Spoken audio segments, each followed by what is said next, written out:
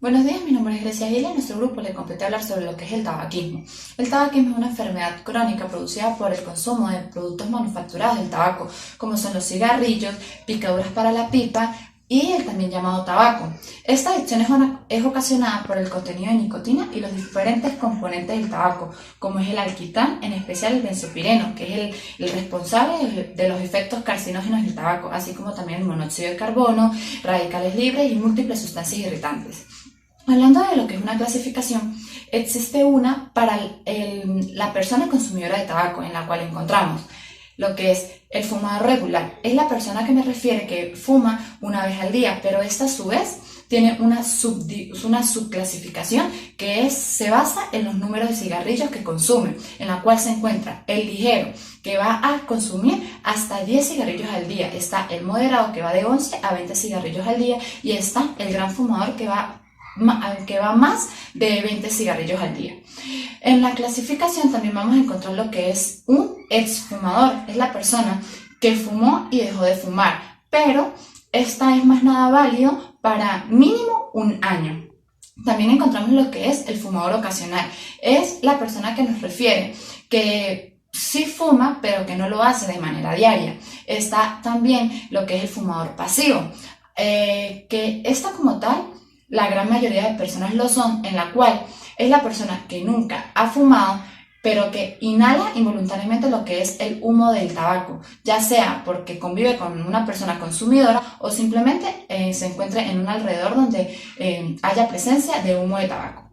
Por otro lado, en la clasificación vamos a tener también, y por último, lo que es el no fumador. Es la persona que nunca ha fumado y que nunca ha inhalado lo que es el humo del tabaco.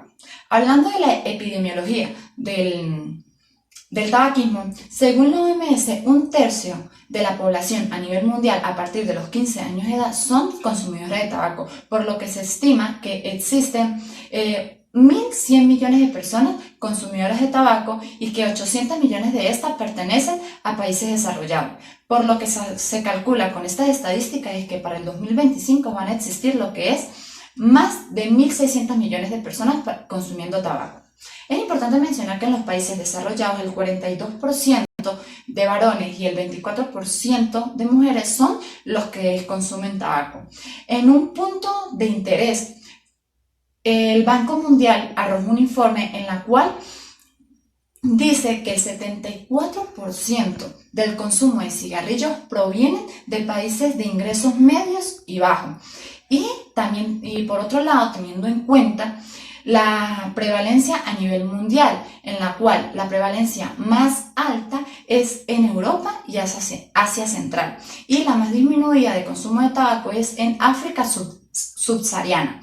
Por otro lado, es importante destacar que la OMS en el año 2018 realizó un informe en la cual arrojó que ha sido positivo, ya que ha disminuido un poco la tasa de lo que es el consumo de tabaco, y que en Venezuela somos el país con solo el 10% de la población consumidora de tabaco. Y pues como un tips importante, que el 31 de mayo se celebra el Día Mundial sin Tabaco. Muchas gracias. Que va a ser la fisiopatología del tabaco. Entonces, empezamos hablando de esto, decimos que el tabaco se puede utilizar sin combustión, el cual sería el rape o el tabaco para mascar, o se puede utilizar con combustión, el cual sería lo que es la pipa o sería el cigarrillo común. Decimos que hay por lo menos 5.000 elementos que se pueden ver en las distintas fases de lo que va a ser el tabaco. Distinguimos que hay dos fases, las cuales van a ser la fase gaseosa y la fase de partículas. La fase gaseosa es aquella en la cual contiene principalmente lo que va a ser la nicotina y lo que va a ser el monóxido de carbono. Y encontramos lo que va a ser la fase de partículas, la cual contiene lo que son el conjunto de partículas que se liberan durante lo que va a ser la inhalación o lo que sería la combustión, el cual en conjunto se denominan como alquitrán, y son las diversas sustancias que me van a ocasionar a mí lo que va a ser el cáncer con el tiempo. Por otro lado, entonces tenemos lo que va a ser las corrientes. Vamos a empezar a hablar de lo que van a ser las corrientes. Podemos hablar de una corriente principal y de una corriente lateral. La corriente principal es el humo que se inhala a través de lo que va a ser la combustión, es decir, es el humo que el individuo que fuma está inhalando, pasa por la llegar a lo que va a tu respiratorio. Vemos que durante esta combustión se encuentra a una temperatura más o menos de unos 950 grados centígrados, de los cuales va disminuyendo progresivamente hasta lo que sería filtro, en las cuales allí podemos, esto nos explicaría lo que van a ser las distintas lesiones que se podrían ocasionar a nivel oral, bucal y de los labios. Entonces, por otro lado, decimos que tenemos la corriente lateral. La corriente lateral es aquella la cual el fumador pasivo es el que la percibe, es decir, es el humo que sale directamente del tabaco que se encuentra en combustión. Entonces, si hablamos de esta, decimos que se va a encontrar cuando la persona inhala a una temperatura de unos 350 grados centígrados, lo cual no podría producir lo que va a ser lesiones en la piel y lo que va a ser displasia de los dedos y el color amarillento. Entonces tenemos que esta corriente lateral me podría a mí ocasionar lo que sería un peor daño que incluso lo que sería la corriente principal. Ok, ahora por otro lado entonces podemos decir que de las 5000 sustancias que nosotros encontramos en lo que va a ser un tabaco, decimos que aproximadamente un 60 de estas partículas van a ser nocivas para la salud y un 40 de ellas, de estas partículas, van a ser cancerígenas. Decimos que el tabaco tiene alrededor de lo que van a ser unos 700 aditivos, de los cuales 13 están prohibidos. Entonces, en esta imagen que pueden observar acá, vamos a ver lo que son algunos componentes del tabaco y lo que son algunas sustancias o algunos elementos y productos que contienen estas sustancias nocivas. Entonces, como podemos observar en imagen, vemos que los componentes del tabaco está el cianuro de hidrógeno, el monóxido de carbono, el fósforo, productos de desecho, amoníaco, acetona, el cadmio, entre otras. Y a un lado podemos observar lo que son algunas imágenes de lo que son elementos o productos que contienen estos mismos productos. Ok, entonces ahora vamos a empezar hablando de lo que va a ser la nicotina. Vamos a escribir la nicotina, la cual es el principal agente adictivo de lo que va a ser un cigarro, el cual es un alcaloide que tiene acción en lo que va a ser el sistema nervioso central. Decimos que alrededor de un 90% de la nicotina esto se está absorbiendo. Entonces, ¿qué pasa? La nicotina, decimos que en un ambiente alcalino, tiene una mejor absorción sobre lo que van a ser las mucosas. Por lo tanto, entonces, se ha visto que lo que son las industrias grandes productoras de tabaco le han agregado lo que son productos derivados de lo que va a ser el amoníaco que me permiten a mí alcalinizar el cuerpo y por lo tanto aumenta lo que va a ser el nivel de absorción y esto tiene mucho que ver con lo que va a ser el nivel de adicción de estos individuos. Entonces, cuando la nicotina se absorbe a través de lo que va a ser el pulmón, decimos que en aproximadamente 10 segundos este va a llegar y va a atravesar hasta lo que va a ser el cerebro. Este proceso o esta rápida absorción tiene mucho que ver con lo que va a ser el proceso de adicción de la misma. Entonces, para explicar brevemente un ejemplo, podemos decir que cada cigarro contiene aproximadamente lo que van a ser 10 miligramos de nicotina, de los cuales entre el 1 y el 2% va a ser absorbida por los pulmones. Una vez que es absorbida, esta atraviesa fácilmente lo que va a ser la barrera hematoencefálica y al atravesarla permite distribuirse a través de lo que van a ser los distintos órganos y tejidos de nuestro organismo. Entonces, vamos a hablar de lo que van a ser algunos de los efectos que la nicotina nos produce a nivel de los distintos sistemas. Entonces, si empezamos a empezar a hablar de lo que va a ser el sistema nervioso central, decimos que en el sistema nervioso central va a tener efectos lo que van a ser estimulantes, ya que me va a producir lo que va a hacer que el individuo se encuentre más activo, menos cansado, se siente más alerta, entre otros, se siente menos irritable. También podemos decir que otro de los efectos que tiene son efectos cognitivos, ya que me ayuda a mejorar lo que va a ser la concentración y la memoria del individuo. También se han visto efectos a nivel de lo que va a ser en cómo se encuentra la persona en su estado emocional. Ahora vamos a hablar de los efectos cardiovasculares. En cuanto a los efectos cardiovasculares, decimos que estos son el principal factor de riesgo o uno de los principales para desarrollar lo que van a ser ictus, lo que van a ser aneurismas aórticos y lo que van a ser isquemias miocárdicas. Entonces, decimos que a nivel del sistema cardiovascular, lo que me va a producir la nicotina es un aumento de la frecuencia cardíaca, me va a aumentar la presión arterial, me va a causar aumento de lo que va a ser la vasoconstricción periférica, lo cual se caracteriza por lo que va a ser la palidez de lo que es el individuo. Tenemos también que entre otros efectos va a aumentar lo que va a ser el nivel de los ácidos grasos en el organismo. Entonces, al aumentar ácidos grasos, aumenta también el colesterol, aumenta la LDL y disminuye lo que va a ser la HDL. Entonces, también se ve aumentada lo que va a ser la actividad plaquetaria. Esto me conlleva que fácilmente se formen lo que son placas arterioscleróticas y que se dé la formación de lo que va a ser esto, trombos y posteriormente una isquemia. Entonces, si hablamos de lo que va a ser los efectos gastrointestinales. Entonces, en los efectos gastrointestinales podemos decir que va a haber un aumento de la síntesis de la producción gástrica, secreción gástrica y lo que va a ser una disminución de la síntesis de insulina. Es importante también mencionar que puede provocar lo que va a ser hipersalivación, puede provocar vómito y aumenta lo que va a ser el peristaltismo intestinal. En cuanto a los efectos neuroendocrinos, decimos que al liberarse lo que van a ser diversos neurotransmisores, como lo que serían la dopamina, la noradrenalina y la serotonina, asociados a sensaciones placenteras y a lo que va a ser la supresión de lo que es el apetito. Hablamos del efecto sobre el metabolismo. Entonces, en los efectos sobre el metabolismo decimos que un individuo que fuma, él tiende a tener entre 2 a 4 kilos menos que aquel individuo que no fuma. Al dejar de fumar, puede recuperarlos. Y por último, hablamos de lo que van a ser los efectos sobre el embarazo. ¿Qué ocasionan un embarazo? Son un factor de riesgo elevado para producirme lo que va a ser el aborto, producirme desprendimiento prematuro de placenta, la placenta previa, embarazo ectópico, entre otros factores. Decimos que la vasoconstricción de lo que van a ser estos vasos placentarios junto con lo que es la concentración del monóxido en la sangre condiciona a que el aporte de oxígeno hacia el feto no sea el adecuado.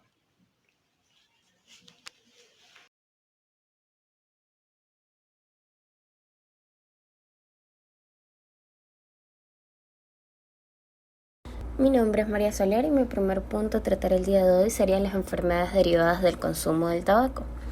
Hay que tomar en cuenta que la mayor parte de quienes fuman temen especialmente lo que vendría siendo el cáncer del pulmón, aunque este cáncer sí va a contribuir notablemente a la mortalidad que produce el tabaco, no es el responsable del mayor número de muertes, sino lo son las enfermedades cardiovasculares y estas no suelen ser tan temidas por las personas.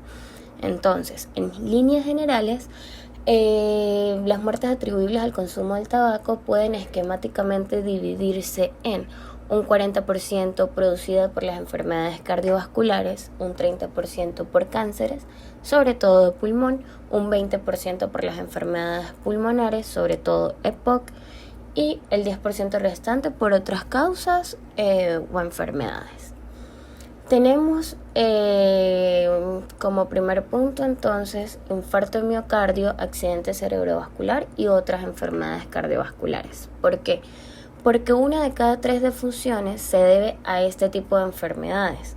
Al consumo de tabaco y a la exposición del humo ajeno son las principales causas de ellas. Entonces, se puede estimar que se le atribuye cada año aproximadamente 3 millones de defunciones por origen cardiovascular. Por lo tanto, fumar tabaco va a duplicar el riesgo de sufrir un accidente cerebrovascular y a cuadruplicar el de presentar una cardiopatía, porque el humo del tabaco se va a encargar de dañar las arterias coronarias y va a favorecer a la formación de placas de ateroma y coágulos. Estas van a restringir entonces el flujo sanguíneo y pueden generar infartos de miocardio, accidentes cerebrovasculares, si no se trata.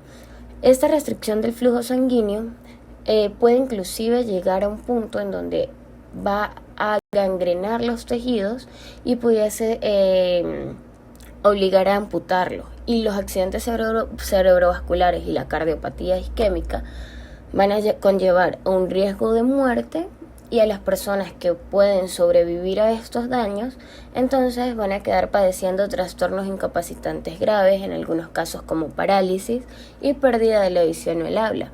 Por lo tanto, fumar tabaco es perjudicial con independencia de la frecuencia del consumo. O sea, es el mismo riesgo de accidente cerebrovascular y cardiopatía isquémica de una persona que fuma solamente un cigarrillo al día que una persona que fuma 20 cigarrillos diarios. Entonces, el problema aquí no va a ser solamente fumar tabaco ni estar expuesto al humo del ambiente, ya que los productos del tabaco que no tienen humo también van a aumentar el riesgo de muerte por infarto al miocardio y accidente cerebrovascular. En otro punto tenemos el cáncer de boca y otras enfermedades bucales. ¿Por qué? Porque el consumo del tabaco, tanto fumado como por otras vías, es la causa de una parte importante de enfermedades bucales. Entonces, se sabe que produce cáncer de la cavidad bucal y en muchos países las probabilidades de sobrevivir más de 5 años después de este diagnóstico pues son bajas.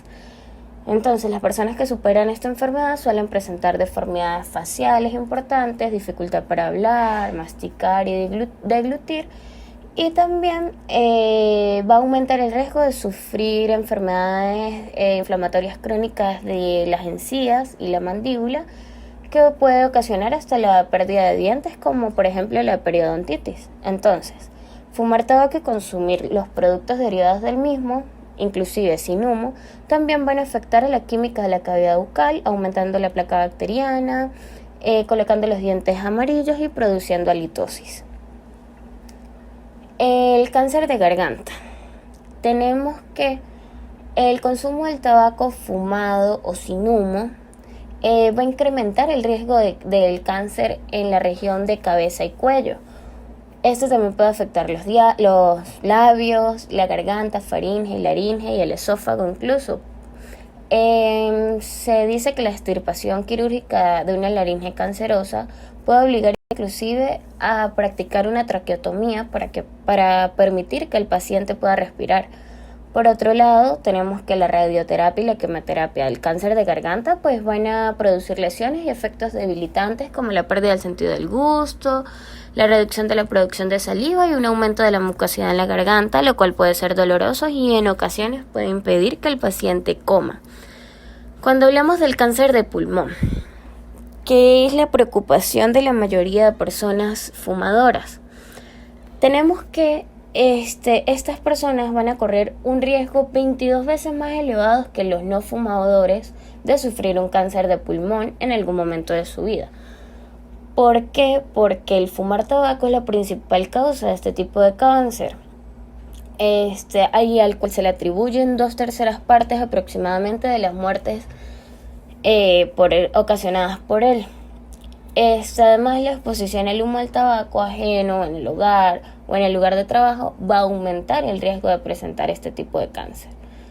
También el tabaquismo va a causar otros tipos de cáncer, más de 10 inclusive, porque cada calada a un cigarrillo va a enviar toxinas y sustancias cancerígenas al organismo. Entonces se sabe que muchas de estas sustancias químicas que contiene el humo del tabaco, por lo menos 70 de ellas son cancerígenas. Por lo tanto, los fumadores van a correr el riesgo significativo más elevado de sufrir cáncer de los senos nasales, cáncer de los senos paranasales, cáncer hepático, pancreático, gástrico, ovárico, así como también cáncer en las vías urinarias inferiores. Y además, algo muy importante es que en estudios recientes se ha demostrado que existe una relación importante entre el tabaquismo y el aumento del riesgo del cáncer de mama, sobre todo en las mujeres muy fumadoras y en las que empiezan a fumar después del primer embarazo. Así como también otros datos indican que fumar aumenta el riesgo de sufrir cáncer cervicouterino en las mujeres infectadas por VPH, y el riesgo de estos tipos de cáncer se suelen incrementar con la intensidad y la duración del consumo o de la exposición constante a estas toxinas y sustancias cancerígenas que contiene el cigarro. Entonces tenemos que los productos de tabaco sin humo contienen también inclusive hasta 28 sustancias cancerígenas que pueden causar el cáncer de la cavidad bucal, el esófago y el páncreas.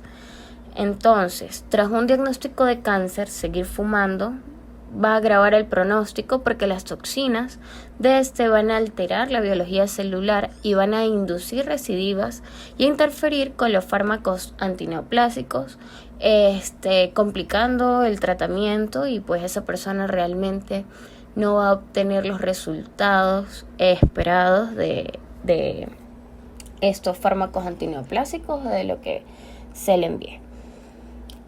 También tenemos la enfermedad pulmonar obstructiva crónica o el EPOC. 1 de cada 5 fumadores de tabaco va en algún momento a contraer esta enfermedad pulmonar obstructiva crónica a lo largo de su vida, sobre todo aquellos que empezaron a fumar durante la infancia o la adolescencia. ya que este humo va a enlentecer considerablemente el desarrollo y el crecimiento de los pulmones. Entonces, ¿cuándo se triplica o se cuadruplica este riesgo? Cuando el humo del tabaco se va encargando de dilatar y romper los alvéolos pulmonares. Entonces, este va a ocasionar una disminución de la capacidad para llevar oxígeno a la sangre y extraer de ella dióxido de carbono. Además va a generar la producción de moco purulento, que al acumularse acabará produciendo una tos dolorosa y terribles dificultades respiratorias, ya con el paso del tiempo. Entonces, los adultos que han estado expuestos al humo de este tabaco ajeno durante la etapa infantil y que han sufrido infecciones frecuentes de las vías respiratorias bajas también van a correr el riesgo de contraer EPOC. Claro, también es importante recalcar que no tan solo está el humo del cigarrillo, sino o el fumar, sino que aquí también entra lo que vendría siendo el humo de cocinar a leña y las biomasas. También un paciente adicto al tabaco puede o tiene el riesgo de contraer diabetes. Este riesgo va a aumentar con el número de cigarrillos diarios y además a la exposición al humo ajeno, que también puede producir diabetes tipo 2. Es importante recalcar que toda aquella persona fumadora va a tener un debilitamiento del sistema inmunitario. ¿Por qué?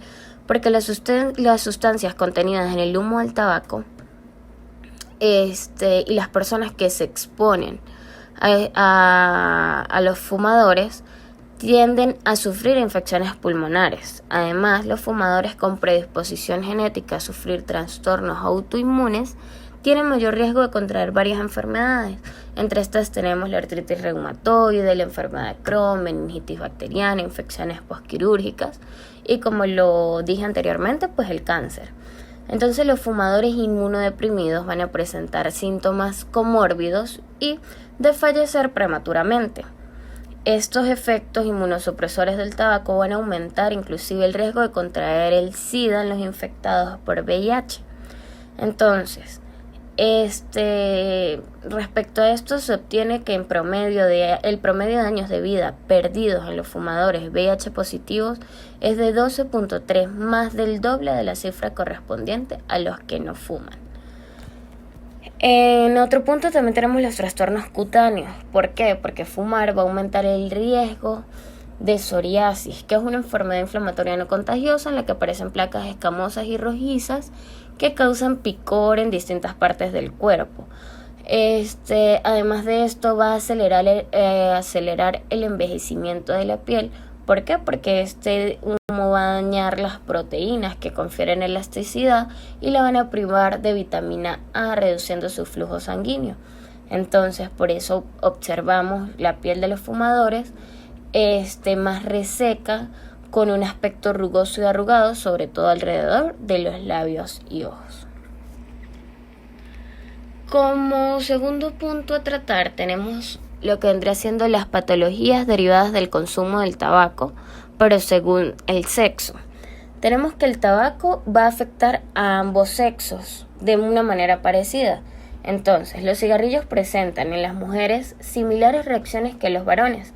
Por ello, las mujeres que fuman de forma análoga a los varones van a experimentar tasas de mortalidad similares a estos. En el caso de las mujeres, fumar representa no solo estar expuesta a las mismas enfermedades que el varón, sino que además va a conllevar patologías adicionales específicas de sexo, así como alteraciones propias en su función reproductora. En las patologías específicas de la mujer tenemos problemas en la menstruación. ¿Por qué? Porque las fumadoras, la regla es más irregular y es más frecuente la presencia de dismenorrea. Esto debido probablemente al efecto antiestrogénico que tiene el tabaco. También la menopausia se puede adelantar 2 o 3 años en los fumadores, lo que va a agravar el riesgo de osteoporosis.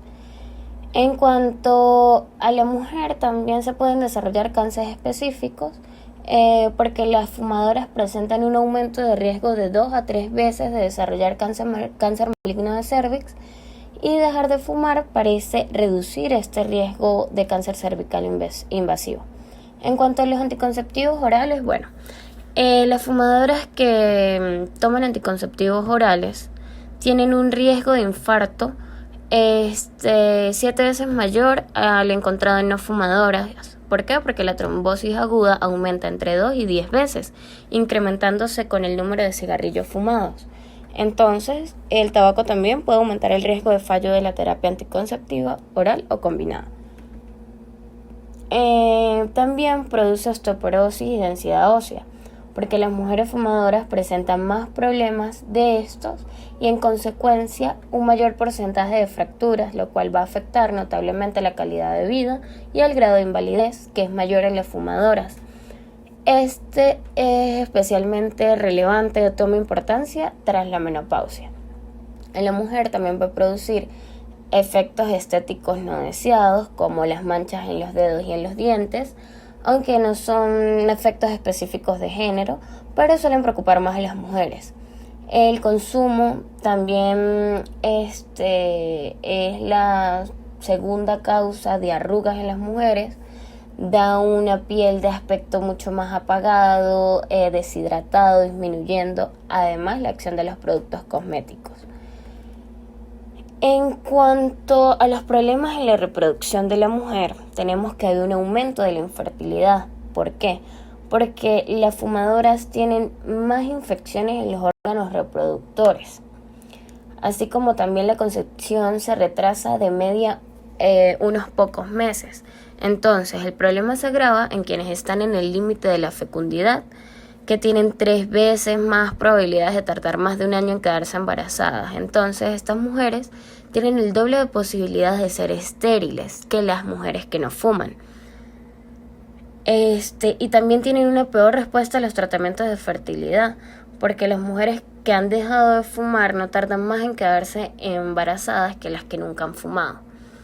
También va a producir problemas en el feto, porque el hecho que la madre fume durante el embarazo va a aumentar el riesgo de diferentes patologías como un aborto espontáneo, retraso en el crecimiento intrauterino, parto prematuro, muerte perinatal, síndrome de muerte súbita del lactante, malformaciones congénitas e incluso anomalías cromosómicas en las células fetales. En cuanto a las patologías específicas del hombre, tenemos problemas de fertilidad, porque en el hombre el tabaquismo reduce el número y la motilidad de los espermatozoides y afecta a su morfología. Los índices de éxito de la reproducción asistida en los fumadores son mucho más bajos, inclusive en ocasiones se requiere el doble de ciclos de fecundación in vitro para lograr un embarazo. Así como también la disfunción eréctil. ¿Por qué? Porque el tabaco reduce la llegada de sangre al pene y puede causar impotencia, que es la incapacidad de lograr una erección. Por lo tanto, la frecuencia de la disfunción eréctil entre los fumadores es más elevada y es más probable que persista o sea permanente, a menos que se abandone el consumo del tabaco a tiempo. Como otro punto, tenemos los beneficios de dejar de fumar. Es importante recalcar que durante los últimos 30 años se han acumulado evidencias científicas sobre los beneficios para la salud que tiene el abandono del tabaco. ¿Por qué? Dejar de fumar es posible y aporta ventajas y beneficios para la salud, tanto a corto, medio como a largo plazo. Hay muchas personas fumadoras aquejadas de enfermedades relacionadas con el tabaco que están poco motivadas a abandonar este hábito porque piensan sobre todo que está mal, que ya no hay manera de recuperarse. Sin embargo, dejar de fumar siempre merece la pena y es algo importante que debemos recalcarle a nuestros pacientes. ¿Por qué? Porque mientras más rápido se haga, más beneficios se van a obtener. Estos beneficios pues obviamente son inversamente proporcionales a la edad del abandono. Al grado de beneficio que se obtiene con el cese del consumo depende sobre todo de la dosis previa del tabaco consumida durante toda la vida, también del estado de salud en el momento de dejar de fumar y del tiempo transcurrido desde que se abandonó el cigarro. En cuanto a los beneficios de dejar de fumar, pues estos serán mayores sobre todo en la población más joven, porque habría menos tiempo de exposición a y por lo tanto menos tiempo de exposición a estas enfermedades relacionadas con el consumo. Entre los beneficios obtenidos del abandono del tabaco se incluyen en general una mejoría de salud, refinamiento del sentido del gusto, mejoría del sentido del olfato, ahorro de dinero, mejora de la autoestima, mejor aliento, mayor limpieza personal. En unas semanas las personas que han dejado de fumar van a experimentar niveles más bajos de estrés, así como también es importante lo que vendrá siendo el buen ejemplo de sus hijos. Pueden tener bebés más sanos, va a haber menos preocupación. Se van a sentir mejor físicamente y van a lograr lo que sería la libertad que niega este tipo de adicción. Es más, un estudio del Banco Mundial que se tituló Los costos económicos y los beneficios de la inversión al tabaco, estimó que los costos de la atención sanitaria asociado con estas enfermedades suponen una pérdida de hasta $200 billones al año, y la mitad de esas pérdidas se producen sobre todo en países de desarrollo. Entonces las personas que dejan de fumar consiguen ahorrar una gran cantidad de dinero gracias al cese del cigarrillo, y van a reducir obviamente los gastos en cuanto a la atención sanitaria. Entonces tenemos, ¿cuáles son los beneficios de dejar de fumar específicamente? Bueno, 20 minutos después del último cigarrillo, la tensión arterial baja a cifras normales, la frecuencia cardíaca recupera niveles normales, la temperatura de manos y pies aumenta a valores normales. A las 8 horas ya el monóxido de carbono en sangre se reduce, aumentando el nivel de oxígeno. A las 24 horas va a disminuir el riesgo de un ataque cardíaco. A las 48 horas se van a restaurar las terminaciones nerviosas del gusto y el olfato, con lo que va a mejorar obviamente la capacidad de oler y saborear. A las 72 horas se estima que los bronquios se van a relajar, facilitando la respiración. De 15 días a 3 meses va a mejorar la circulación y el funcionamiento pulmonar en un 30%. De 1 mes a 9 meses rebrotan los cilios, mejora la capacidad para eliminar el moco, disminuye la tos, el cansancio y la sensación de ahogo. Al año, el riesgo de enfermedad coronaria se reduce prácticamente a la mitad. A los 5 años va a disminuir el riesgo de una ACV. A los 10 años, el riesgo de cáncer de pulmón se va a reducir inclusive en un 50% y va a disminuir el riesgo de otros cánceres. Y a los 15 años ya el riesgo de cáncer de pulmón se reduce en un 85%, es prácticamente nulo, y el riesgo de cáncer de esófago y cavidad oral se iguala al de una persona no fumadora. ¿Cuáles son los principales riesgos que desaparecen al dejar de fumar? Bueno, en enfermedades tenemos accidentes cerebrovasculares, que el resultado del abandono del tabaco el riesgo se va a igualar a quienes no fuman a los 5 o 15 años. El cáncer de boca, cuello y esófago, como lo dije anteriormente, el riesgo va a disminuir a la mitad de 5 años del abandono.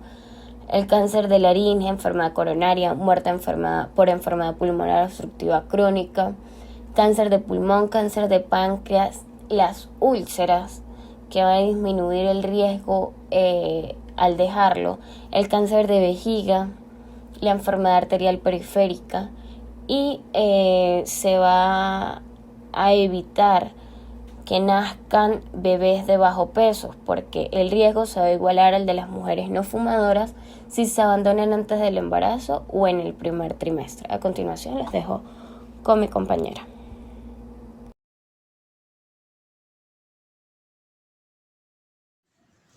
Mi nombre es María José Colmenares y me corresponde hablarles sobre el tabaquismo pasivo y el tratamiento. El tabaquismo pasivo es la inhalación involuntaria del humo del tabaco. Este humo del tabaco es una mezcla del humo exhalado por personas fumadoras y del humo proveniente directamente de la combustión del tabaco. Este humo contiene tanto nicotina como diferentes elementos carcinógenos y toxinas, Principalmente, los fumadores pasivos son personas que, sin ser fumadoras, están expuestas constantemente a este humo del tabaco, o ya sea involuntariamente, principalmente en espacios cerrados, lugares públicos como transportes, sitios nocturnos, bares, restaurantes e incluso en el mismo hogar. El humo de segunda mano, hay estudios que indican que este puede llegar a ser más adictivo y nocivo para la salud que el que inhalan los propios fumadores, debido al mayor contenido de sustancias oxidantes y cancerígenas como benzopirenos, que es un derivado de la combustión espontánea del cigarrillo.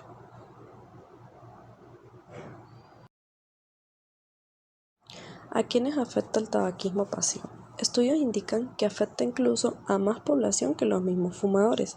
Entre ellos tenemos a adultos, que es un tipo de población vulnerable por las posibles comorbilidades que estos presenten, y enfermos crónicos, a niños y a familias, siendo estos más expuestos al humo de tabaco en el hogar, a embarazadas donde están expuestas por su cónyuge o a cualquier tipo de familiar que sea fumador.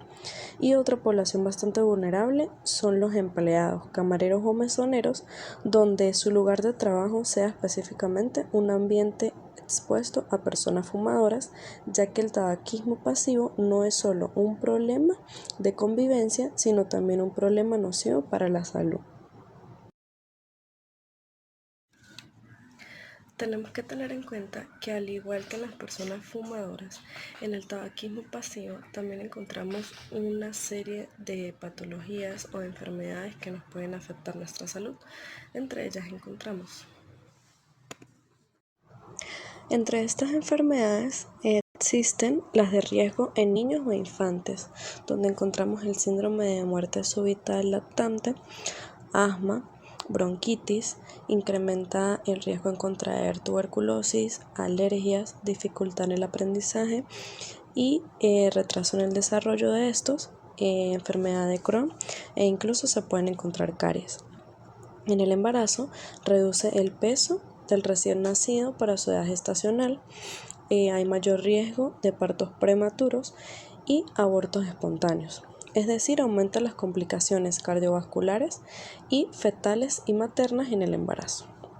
También encontramos el cáncer de pulmón, que este es el riesgo con mayor frecuencia a la exposición involuntaria al humo del tabaco. Este se incrementa en un 20% en mujeres y en un 30% en hombres. También tenemos las enfermedades cardiovasculares, que incrementan de un 25 a un 30%.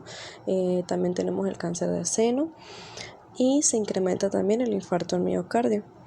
Enfermedades respiratorias como enfisema pulmonar, EPOC en general, empeora el asma en pacientes que ya tenían esta patología de base, y incrementan las reacciones alérgicas y hay riesgo de infecciones de oído, nariz, ojos y garganta.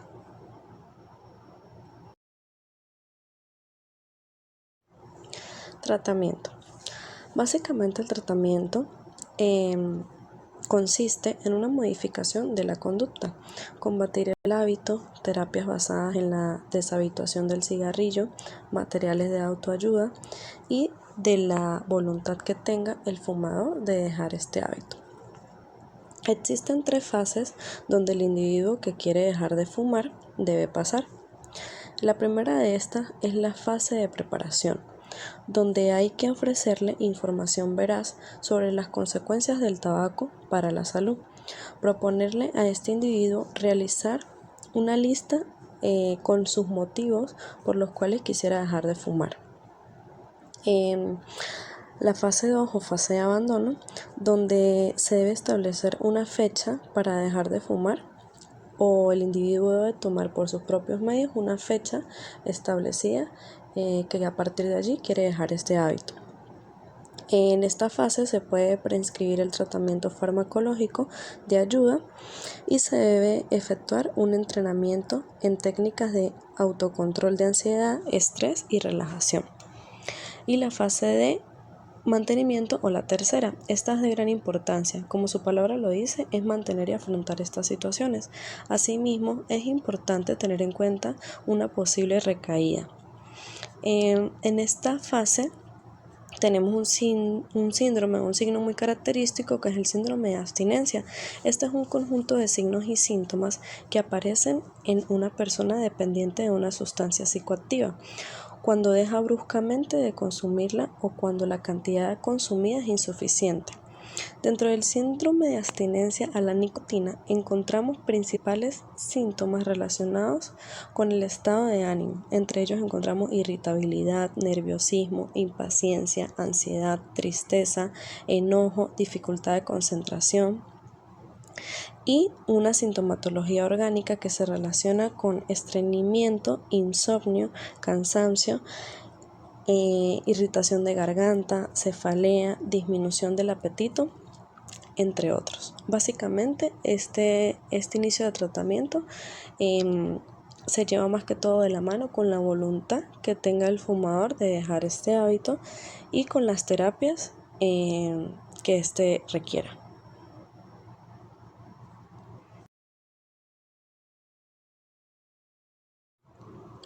Entre otro tratamiento encontramos los chicles de nicotina. Este se trata de una goma de mascar que contiene entre 2 y 4 miligramos de nicotina, unida a una resina de intercambio iónico, que permite que sea liberada lentamente a medida de que el chicle es masticado. Esto nos presenta una serie de efectos secundarios como lo son dolor en la articulación temporomandibular, hipo, mal sabor en la boca y se puede presentar unas contraindicaciones para como la inflamación orofaringea y trastornos dentarios. Básicamente se caracteriza de un chicle que también contiene menta. Los comprimidos de nicotina son comprimidos que se disuelven en forma o de modo de caramelo. Cada comprimido contiene un total de 1 miligramo de nicotina y dicha cantidad es la que se libera. También encontramos unos efectos secundarios y contraindicaciones similares a la de los chiclets. En estos también encontramos menta.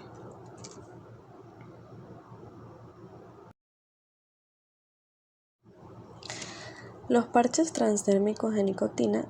Estos se tratan de un dispositivo de administración transdérmica que libera nicotina en forma lenta y continua, alcanzando niveles estables de nicotinemia en sangre. Existen parches de 24 horas y 16 horas de aplicación. En la imagen podemos observar uno de 15 miligramos. Esto depende de la duración o del efecto que tenga en el fumador. Estos nos presentan una serie de efectos secundarios como lo son irritación cutánea, mialgia, cefalea y están contraindicados en pacientes con hipertensión arterial y dermatitis generalizada. El inhalador bucal de nicotina y el spray nasal de nicotina son muy parecidos y son un dispositivo que contiene 10 miligramos de nicotina y 1 miligramo de mentol. Ambos presentan muchas reacciones adversas y contraindicaciones. Entre ellas podemos encontrar la irritación nasal, bucal, tos, entre otros. Ellos vienen en su presentación, como lo podemos ver en la imagen. Ambos son muy similares y también contienen menta.